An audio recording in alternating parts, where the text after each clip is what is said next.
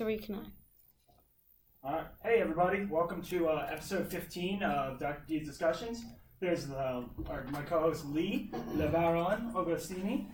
We don't have the dream team full here, but I think we're dreamy enough. We're dreamy enough right now, especially if you do Molly. Yeah. We're extra sexy right now. Extra. If you don't know what Molly is MDMA. That's the topic of today's show. MDMA and PTSD. We're going to go into a little bit of discussion about what MDMA is. We'll give the chemical structure. We'll give a little breakdown of what neurotransmitters are. We'll give a breakdown of how the brain sends signals from one neuron to another. Those are the cells of the brain that actually communicate with one another in terms of, intelligence, memory, basic cognitive functions, awareness. Pretty much everything. And as always, we give an encompassing approach. We'll talk about a little bit of history as far as MDMA is concerned in the U.S. and why it's being used as a treatment for PTSD now in 2016. Yeah, because I've only ever heard of it as the party drug, so to speak, at all-night raves. I've actually got a great quote as far as MDMA is concerned by she's a neuroscience. Her name is Jenny Morton. She wrote a review on MDMA in 2015. She's a neuroscientist at Cambridge University, and her quote is, however, whereas amphetamines and methamphetamine undoubtedly cause irreversible brain damage with long-term use, the jury is still out on the party drug ecstasy. The deadly reputation of ecstasy has been fueled by the tragic fates of healthy young clubbers who have died after taking the drug. Yeah, just like last year at, I think, EDC, New York, a couple people, not overdosed, but got so dehydrated and hyperthermic, and then, had to be taken out and had actually died. Yeah, I mean, it happens all the time in Ultra, which is, huge in Miami. People pass away all the time from doing numerous drugs. Molly is definitely super popular at EDM festivals.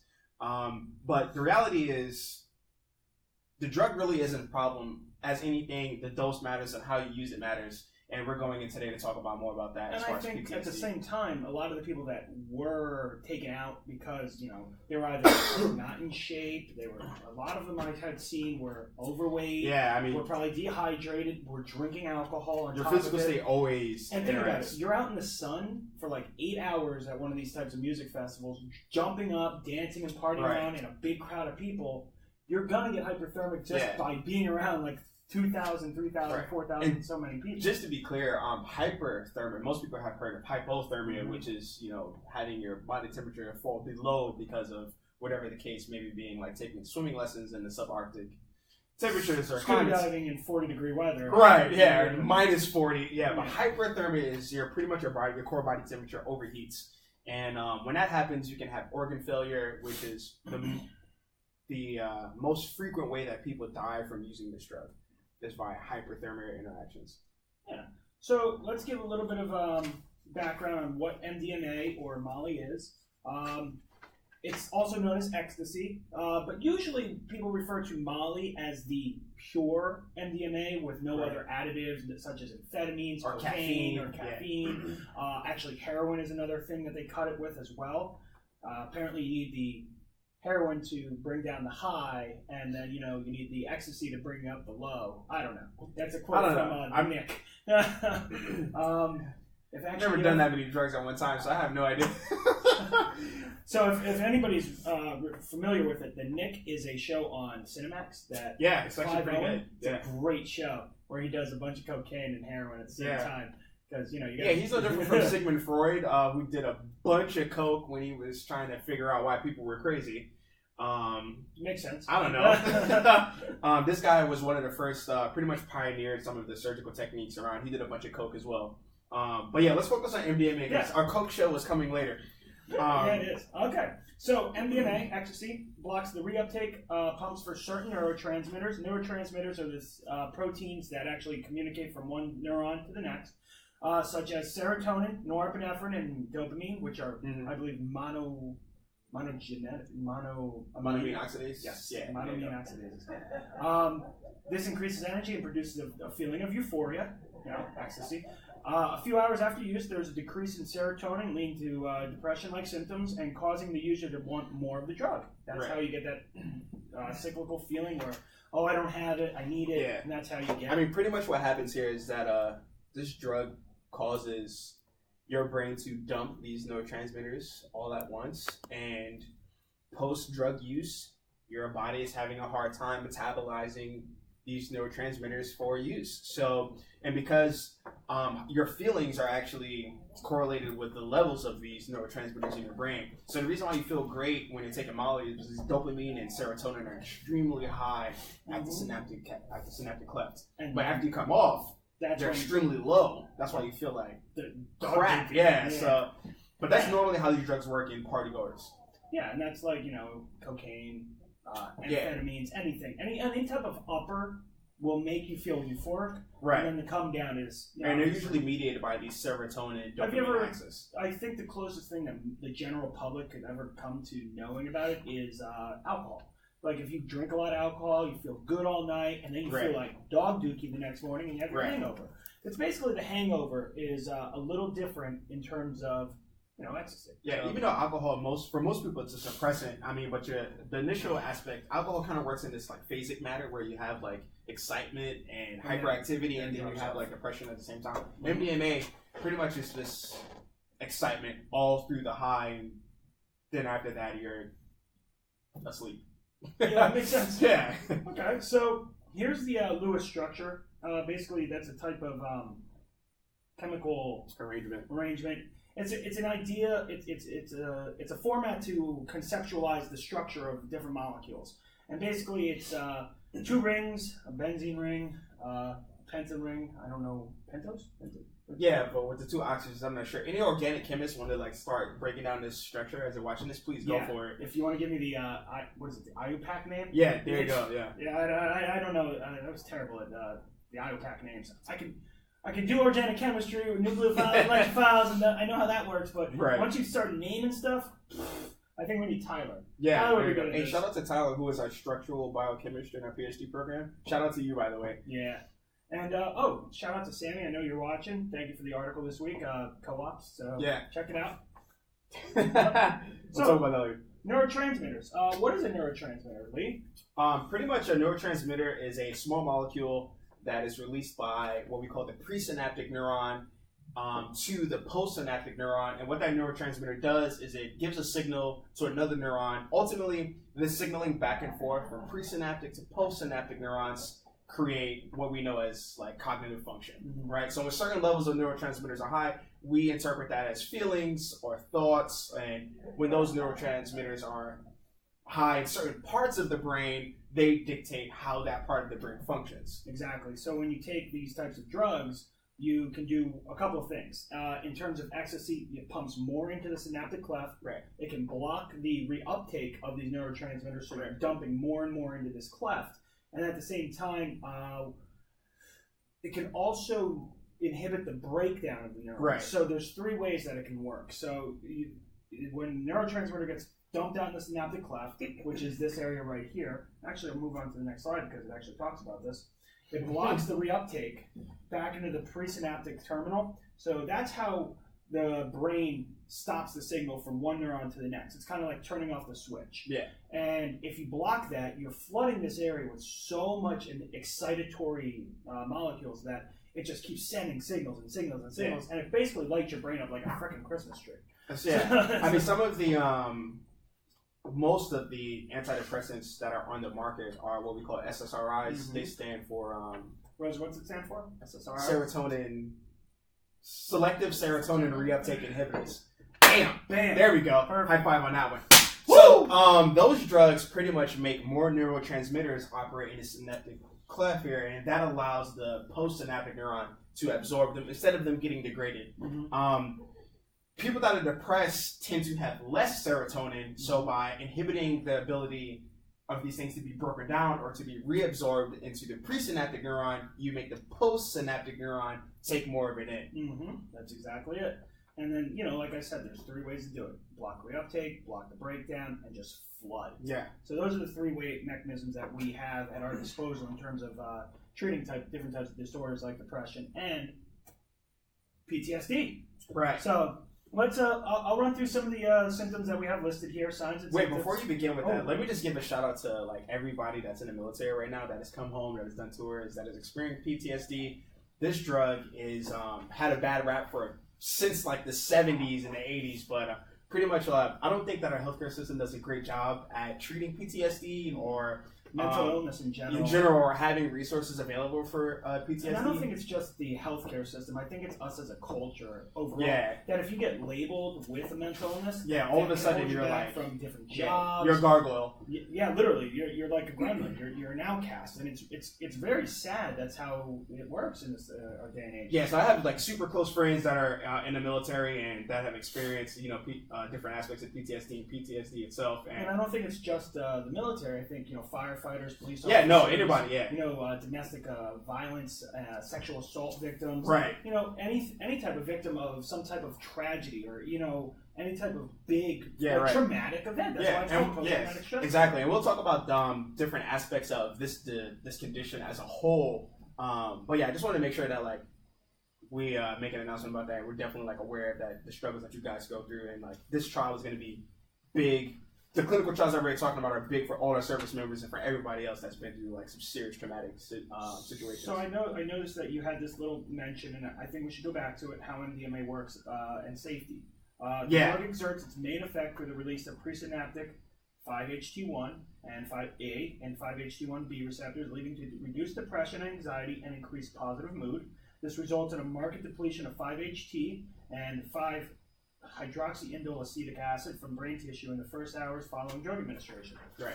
And it makes you. I want you to read this next one because you put that sentence nice and smooth. All right. So Dave makes the PowerPoints and I make the notes. That's this marriage that we have here, and our notes are awesome. So in the notes it says here that MDMA also stimulates the release of dopamine and norepinephrine, or noradrenaline, which raises the levels of arousal. And this is why you want to have sex with everything that breathes on you. When I read this in the notes, I died. I was like, yes, that's perfect. No judgment involved here, but all of our MDMA or Molly users, please comment on the times that I'm about to use this drug and all of the times that you wanted to have sex with somebody that breathed on you in a club. Because this has been said to me in Miami 50,011,000 times. So... But more importantly, it's this positive feeling or this euphoria that helps psychotherapy work when used with PTSD patients, which we'll be getting to later. Exactly. And then I just want to bring up some of the side effects. Hypothermia, serotonin syndrome, which is the depletion of all your serotonin reserves. Right. Hepatotoxicity, if you get a bad batch, which hepatotoxicity means liver toxic. So a lot of people do Molly and they also drink on it, which is a confounding factor and really pretty much you're exponentially affecting the decline of the liver function. Forgive me on this one. Hyponatremia.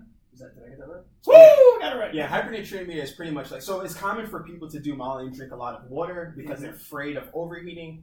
Actually, this is counterintuitive. You're drinking a lot of water, you're diluting some of the electrolytes in your bloodstream. Hyponatremia stands for a decrease in sodium ions. Pretty much your brain and every muscular function that you have functions on being able to modulate the concentration of sodium inside and outside of the cells. Drinking a lot of water eliminates that sodium. So basically what you want to do is eat a very salty meal beforehand. Yeah, if you are going to do Molly to party, which we're not necessarily advocating. We're not medical scientists. Well, we're biomedical scientists, but we're not medical physicians. We're not prescribing anything here. But if you're going to do it, and people are going to be who they want to be, and they're going to do what they want to do. Pretzels. Pretzels!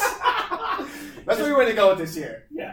Stay hydrated because you're super active, but... Even if you're drinking, or, if you're drinking heavily, if you're going to go out and have a really party night. Yeah, you definitely want to stay well hydrated, but the overconsumption of water can be against your benefit when using this drug. What is it? The dose makes the poison? The dose makes the poison, right? So you can actually drink enough water to kill yourself. Remember that? Yeah, especially using MDMA. I did want to bring up this next one. Hyponatremia can cause seizures when you don't have enough sodium levels in your blood. Thanks, Rosa.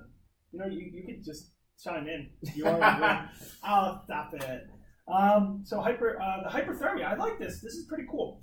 Recent evidence points to possible role for uncoupling protein 3, a mitochondrial protein known to play a role in thermogenesis. That's pretty cool. So this uncoupling protein will increase mitochondrial activity, which will increase heat.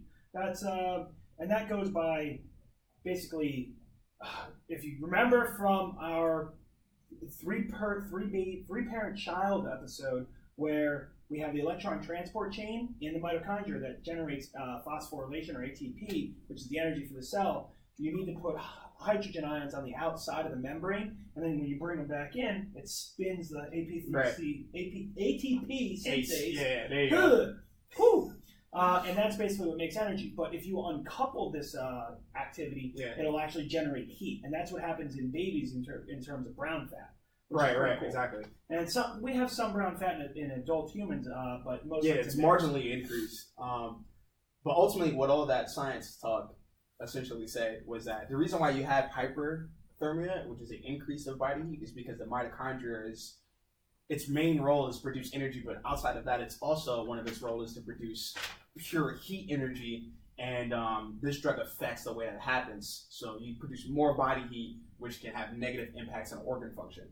Dylan, that's a good question. The body as your body is removing the excess amount of water, it's going to cause an osmotic balance in terms of concentration. So what that means is when you have a lot of water on one end of like a membrane and you have a lot of salt water on the other side, say your blood versus your kidneys, it's going to suck the sodium out from high levels of concentration to low levels of concentration. And that's this is basic osmosis associated with that, with proton pumps and all type of like ion or sodium pumps. And your cells shrink. Your red blood cells will actually shrink and shrivel up because of this, and that's why you actually have the deleterious effects of drinking so much water. And that's actually why you shouldn't drink just a lot of water if you're trying to hydrate. So say you're going to be doing... Essentially, this is why Gatorade was invented. Yes, exactly. Gatorade or Pedialyte, actually. Yeah, same thing. Before any type of rugby game. Especially with diarrhea with infants. Mm-hmm. This is, perfect. Yeah, not to get into that, but when children have excessive diarrhea, you can't just give them water to rehydrate because they're losing electrolytes at a rapid pace. Pedialyte is pretty much salted water with some glucose in it, and that's a way to counteract those things. All right. So great question, by the way. Thank you. Yeah, that's awesome. I think we covered enough about the MDMA, so let's talk a little bit about PTSD, and then we can bring the two together. Right, there you go. And I know we only have one slide about bringing them together, but we have a lot of information about it. So signs and symptoms of PTSD. Effort to avoid thoughts. So basically, you don't want to think about the event, and you try to minimize it, so you drink alcohol or benzos. Benzodiazepines. Yep. Oh, good. Yeah, I don't want to practice saying that word. Don't worry about it. Okay. Avoids activities. Poor memory. I don't even know what that is. Anhedonia? I don't even know what that means. Feeling detached. Feeling flat. Sense of foreshortened future. So basically, you don't think you're going to live long. Flashbacks. That's, you ever hear of shell shock from people from Vietnam where they would hear a big boom and then crawl under the desk or leap to different lengths to get out of the room. Right. Difficulty with sleep, irritability, outbursts of anger, sounds like me, hypervigilance, difficulty concentrating, exaggerated startle response, and intrusive thoughts. So that when you're actually trying to concentrate on something like work or anything in particular, you can't. You can't escape the thoughts that you have. And benzos are anti-anxiety medications. Thank you, Rosa. Yeah, I should have said that. Basically, like Valium, lorazepam, Xanax. Is Xanax? Yep. Oh. Alprazolam. Yep. Oh, nice. Those are basically used to treat as an anti-anxiety, but they're very short term. They have very little long-term effects, and you can actually become addicted to them as well. I know I had back spasms, and I know it's diazepam's a muscle relaxant. Yeah, I mean, it works in the same pathway. Simazepam is used for sleep because it's long acting. Based on all these drugs work on the same receptor pathway, on the GABA receptor pathway, and depending on how you modulate these receptors, this depends on the effect that you get. Interesting. Nice. Love the GABA. That's what alcohol acts on too. Okay, so what is PTSD? PTSD can be chronic and has devastating illness that severely impacts the quality of life. And that's what we're talking about. When we start talking about these people that are in these clinical trials, it's not just short-term effects. It's not just a year, it's not 2 years, it's not 3 years. A lot of these people average around, I believe, 17 years of PTSD. Or 7 to 17 years, somewhere in that. Yeah, so the selection model for some of the clinical trials that we were talking about were people that were suffering from PTSD for a very long time. The reason why we wanted to select this type of disease phenotype is because we really want to see if MDMA can have an impact on these patients. And the reason why we are even looking at MDMA is because most of the drugs on the market right now that are supposed to treat PTSD suck. Yeah, it doesn't work for 30 to 40% of the population that have PTSD. And in one of my notes right here that I wrote out, aside from your notes, I know your notes are better than mine, patients on average suffered for 17 years. So imagine going through a disease. Say, have you ever broken your foot? Have you ever broken an arm?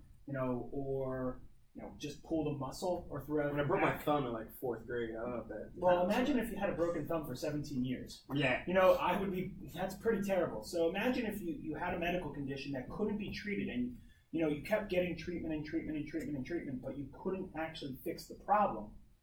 What are you going to do? So that's why they're starting to look at MDMA as a prospect to treat this disease. And I think one of the things I want to bring up is because you mentioned this term. Can you go back to the next slide, actually? This one right here, anhedonia, that means the inability to feel pleasure, which that sucks. Yeah, which if I have a disease state in which psychologically I am unable to feel pleasure, that means kittens don't make me happy. You know how fucked up you have to be for kittens to not make you happy? This is why we need Molly, people. I hate cats. Don't listen to Dave. He's a sick individual, but everybody. I'm definitely allergic to cats, so I like looking at them from afar. Pictures are cool. Everybody loves kitten videos. Yes, I do. And puppies. I love puppies. I'm not but segmenting I'm the more of a population. rat man. We love puppies as well. Rats get rats. Rats. Do you have rats yet? But all right, let's get back to the severity of this. I know we're making a couple jokes, and it's very lighthearted in our discussions, but this is a very serious matter, and I don't want anybody who's watching this who has PTSD or knows somebody who has PTSD to think that we don't understand the how severe this is. Yeah, I mean, honestly, this is just because me and Dave are goofballs, and at the end of the day, we're scientists, but we're also people that like to have fun. But the good thing is, this is going to raise awareness, and you should talk to your local senators, representatives, and everything to get this drug out of Class 1, because it's just like marijuana. It's Class 2. Class 2, that's great. It's actually lower than marijuana. Yeah, trust me. When we did the cannabis write-up, amphetamine, actually meth is a Class 2 scheduled drug. Stop your shit. Cocaine is a Schedule 2 drug. All right, listen. Somebody please fact check Dave, because this is unbeknownst to me. Somebody fact check this online. Not you, Dave. You can't fact check yourself in real time here. Let's continue with the episode, please. Thank you. You got me. So basically, let's break it down. This treatment involves 3 different sessions of 8-hour-long intensive psychotherapy. So what they basically do is they pick out the potential cohort of people that can be put into this different clinical trial. And what they do is they sit them down on a futon. They play soothing music in the background. Futon. No, yeah, it's a nice comfortable futon. I saw the picture of it. Yeah. I saw the Sigmund Freud real quick. They have candles lit. They have fresh flowers. They have good scent in the air, soothing music. And they literally administer the drug at, I don't know, do you have the dose amount that they actually do? I don't have the dose amount. I do have the clinical outcome data, though. Okay, so we'll talk about that. But I believe that it's actually a pretty high amount that they're giving them. Not like at the club and somebody was like going part of the reason why they can even dose these things as high is because of where they're giving it to begin with. Mm-hmm. Like, first of all, in the club, your body temperature and just being dancing and super active, and the amount of excitement that's going on in the club will modulate the way this drug works. It is a Schedule 1 drug. I retract it. It is a Schedule 1 drug. Points for leave. However, it's at the same level as marijuana. All right, so let me go back to that. Call your representatives and your senators and whoever the case may be to get this drug approved, or not necessarily approved, but off the Schedule 1 list, so researchers like me and Dave can actually spend time not jumping through regulatory hoops to study these things, so we can find out if they're good for patients. It is.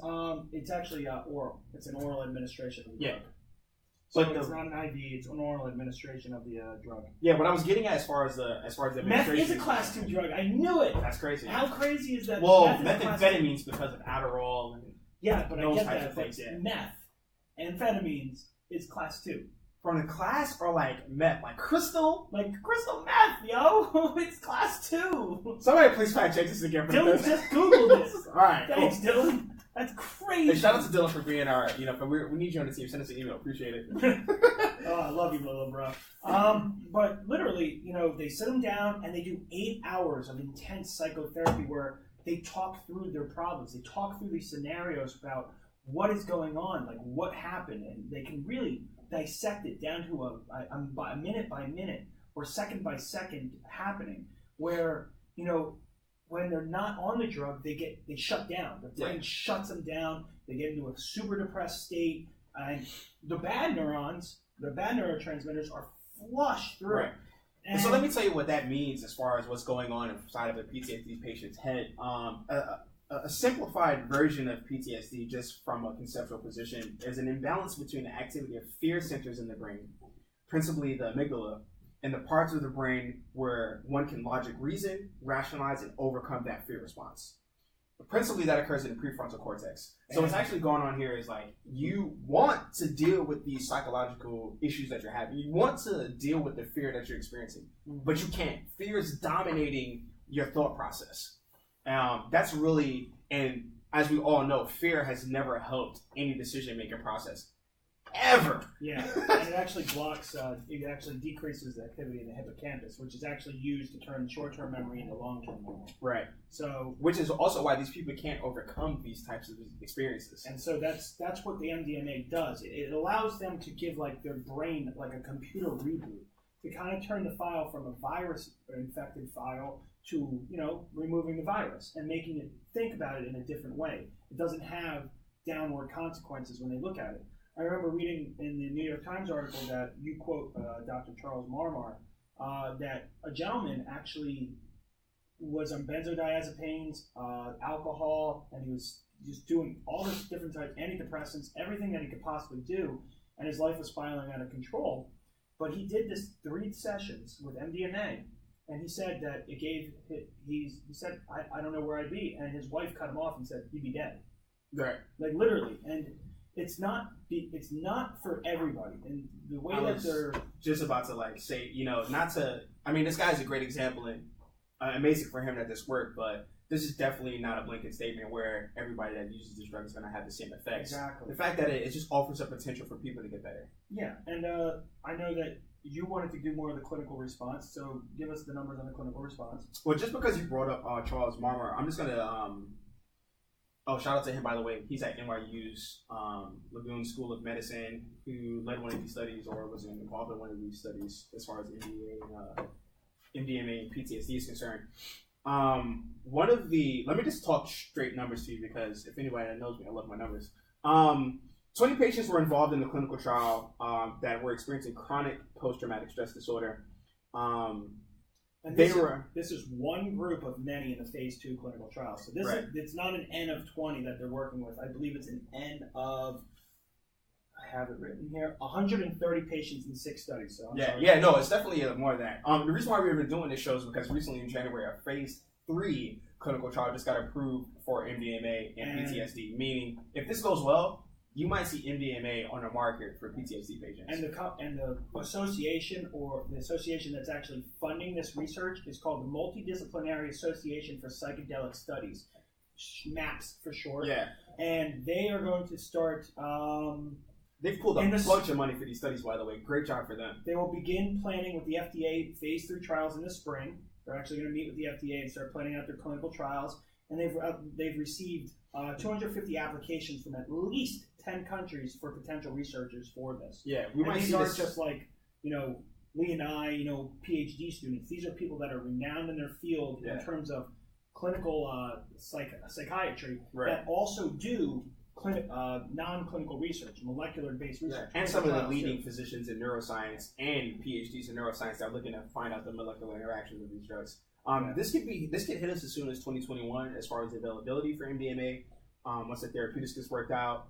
But at minimum, let me go back to the clinical trials here, because the first phases of clinical trials are safety. Now, we know you can die from this stuff, but the levels that are being dosed in the context that these things are being dosed, it's not like these patients are doing marathons and we're saying, here, take this drug, because that's essentially what's happening in the club. but in a calm setting under normal psychotherapy conditions, the side effects are largely mitigated when using MDMA. So from the clinical trials, there were no drug-related serious adverse events, adverse neurocognitive effects, or clinical significant blood pressure. Did see increases. MDMA-associated psychotherapy can be administered to post-traumatic stress disorder patients without evidence of harm and may be useful in patients refractory to those treatments. Just to cite some of the effectiveness from this one study as far as the MDMA outcomes, the rate of clinical response in the treatment group, there was 12 in total. 83% of the active treatment group saw positive effects associated with MDMA with the addition of psychotherapy. And 2 of 8, that means 25% of the placebo group saw positive effects. So that means in the placebo group, only 2 out of 8 people saw positive effects, not knowing what they were getting. So the other 6 people didn't. 83% versus 25%. I think it's a little easier for people to hear percent and see the straight up, difference for it. So in one group, you see almost 85% of patients see a positive outcome, and in the placebo group, they only see 1 out of 4. So I think that actually indicates that it's actually really, it is really just one good. Study, and the same results have been recapitulated in other studies. And that's why they're moving on to phase 3. But I also want to mention that the current drugs on the market only have about a 5 to 10% increase of viability or increase of clinical outcome. They're not as efficacious. But no, literally, it's only got like a 5 or 10% above placebo effect. So yeah, it's approved, but that's because at the time it's the only thing that they have. Right. So it's kind of like Alzheimer's drugs, where they have something on the market that hasn't actually been proven to do anything, and they just want to kind of like, this is what we think it can target, or it's what they can consider that the primary target for that disease, and they just want to blast something in there just so that people have some type of hope. Yeah. And I think, I know they're not going to do this for every single PTSD patient, and they shouldn't, because it's only for people who have chronic, when other treatment options have failed, chronic and severe PTSD that have no outcome with other drugs on the market. This is something that you should turn to. I think everyone should have like a trump card, an ace in their hand. I'll come back. But, honestly. That's my trigger word. No, geez, you need a safe space? Yeah, I need my safe space right now. Hey, shout out to UC Berkeley with the safe space bullshit. Real quick, I just wanted to add something when I was talking about the class of MDMA. Shout out to UK, by the way, because in 2009, the UK government's Advisory Committee on the Misuse of Drugs, ACMD, was asked to provide a report about Ecstasy/MDMA. After Tommy, you're the man. Tommy, you're the man. I read this about David Avocado. Right, so ACMD, after consulting the experts in the field of medicine, neuroscience, and criminal justice service, the ACMD concluded that ecstasy and MDMA would be appropriately placed in Class B rather than in Class A. We have Schedule 1, Schedule 2. The UK has Class A, Class B. I think the letters sound a little bit more, classy. Right, yeah, right. But MDMA has been a scheduled Class 1 drug as listed by the DEA since 1985. Hey, the reality is that alcohol isn't a scheduled Class 1 drug. We have more alcohol-related deaths. I can't even cite the numbers. They're so ridiculous. Outside of alcohol poisoning. Cite the numbers. Yeah, I could. Yeah, actually, somebody cite those alcohol-related death numbers real quick. Aside from liver cancer and cirrhosis of the liver and liver failure and chronic alcohol abuse, fatty liver. Yeah, I mean, the list goes on as far as alcohol is concerned, and it really offers no clinical benefit, and it's illegal. But it can kill cancer cells in a petri dish. Yeah. So I think everyone should drink a fifth of vodka to kill their cancer. Go. This is weird in regards to my frustration, because I literally don't understand in this country why we have drugs that are illegal that actually have clinical applications, but tobacco. Damn it, Tommy, there is no LD50 rating on marijuana. Yeah, there's no. It's like lead. You have to eat I don't even know how much you have to eat of this. I think your body weight in marijuana. Maybe if you, I don't know, what is that called? Dabbing? Dabbing? The crystal hash? No, it's I don't know. I don't know. Wax. Wax. I don't know. Wax is like pure THC. Maybe that's more toxic than normal marijuana. I don't know. I think you fall asleep before you die. Yeah, I know before you die. I'm not really sure how much marijuana you need to kill yourself. The only way I think you die from marijuana is if you literally ate yourself to death from the munchies. Yeah, I don't know. I don't even smoke marijuana, but whether or not it's deadly or not isn't an opinion. It's a fact. So we're here to talk about facts, and the facts are some of these drugs that are illegal or Schedule 1 shouldn't necessarily be there because they have clinical applications. So I'm done with my rant. Let's just one more statistic about the prevalence of PTSD, and I think this touches on the service members. 1 in 7 service members returning from Afghanistan and Iraq will suffer from PTSD, and even if I think how many thousands of people have we had over there? Hundreds of thousands of people over there. Yeah, I don't know. That's hundreds of. That's at least 100,000 people are going to come home with PTSD. I mean, 3 in every 21. You can just extrapolate these numbers. And if that's the case, if people have chronic and severe PTSD, how many people are actually going to have that? I think this is definitely something worth at least researching to get more facts, more data. And I know in an era of alternative facts. We can make up whatever the heck we want, like, how Ohio State beat Bowling Green 77-11. Shout out to the Bowling Green Massacre, by the way. Jesus Christ. With that said, though, as far as the service members are concerned, we have just a quick fact. Most of our homeless have mental health issues, and there's a disproportionate amount of homeless that are veterans that also have mental health issues. What started the homeless epidemic in this country? Ronald Reagan shutting down mental illness hospitals and asylums across the country, and they flooded the streets.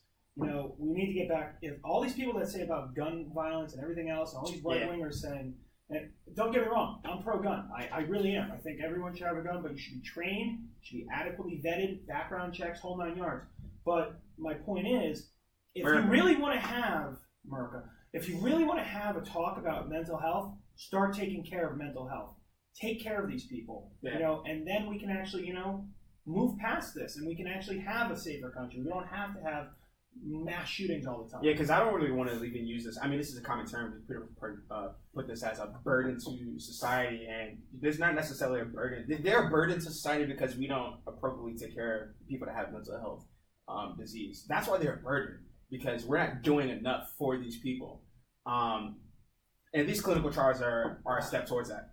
Wow, 1,500 pounds in 15 minutes is how much it would take to hit the LD50 on marijuana. By the way, LD50 is pretty much lethal dose. Yeah, lethal dose 50. If you have an animal, you have a bunch of animals. How much food or how much of this drug do you need to kill half of them? Was that 1,500 pounds, 1,500 pounds of marijuana. I've never even. I don't think I've ever seen that much of anything in my a car. It's basically you have to eat a car of marijuana. You have to snort an elephant worth of marijuana to die. I guess that's ridiculous. Also, by the way, if you like this episode, go and look at our marijuana episode associated with marijuana, cancer, and seizures. But Dave, wrap it up for us real quick. All right, so let's do some little housekeeping, a little plug. We just did an interview today through Dr. D's discussions for bioslifemedia.com. It's with PhD student, biomedical engineering, PhD student Gabby Shull from the University of Minnesota. Shout out to Gabby. Shout out to Gabby. Basically, go on our website, www.bioslifemedia.com. Check her out. The interview was great. She's very well super intelligent. Yeah, incredibly intelligent. The work that she's going to be doing in her thesis is amazing. And she can also give you great insights to anyone else interested in biomedical engineering. Yes, undergrad or graduate. If you're interested in a career in that, definitely let us know. We'll get you in contact with her. Other things. Next week, we're going to be talking about metabolism and metabolomics. I know that I think it's going to be a sexy little episode there. Yeah, so I'm a huge, you guys already know that I love the molecular stuff, and pretty much metabolism works in the field of molecular interactions and entomology. I think we should make the episode Saturday next week because we have a test on Monday. What do you think? All right, so tune in on Saturday so I can study for this exam on Monday. So we're going to make that's good thinking, right? So we're going to make next week's episode on Saturday at 7 p.m. just like this week's. I apologize for the change in the date, but we do have to put school first, and we do have a test 8 a.m. on Monday morning. So Next week it's metabolism, metabolomics, and basically what that means is just the whole study of the body in terms of how proteins are turned over, how everything's broken down, how everything's built up. Right. Why small molecules matter. Yeah, I like that. Yeah, why small molecules matter. That's going to I be love right. that. By the way, these PowerPoints and these spectacular notes are going to be on our website. Look for the link below. Also want to shout out Sammy Brown, our newest contributor, for an amazing article on why cooperative education is probably going to be the future for STEM education and universities in general. Please check that out. What that means is you study at school and you get a job in the industry side by side. Yeah, during your time there. Cool. Within the 4 years. All right, everybody. Thanks for tuning in. We'll see you next weekend at Saturday at 7 p.m. Thank you, and see you.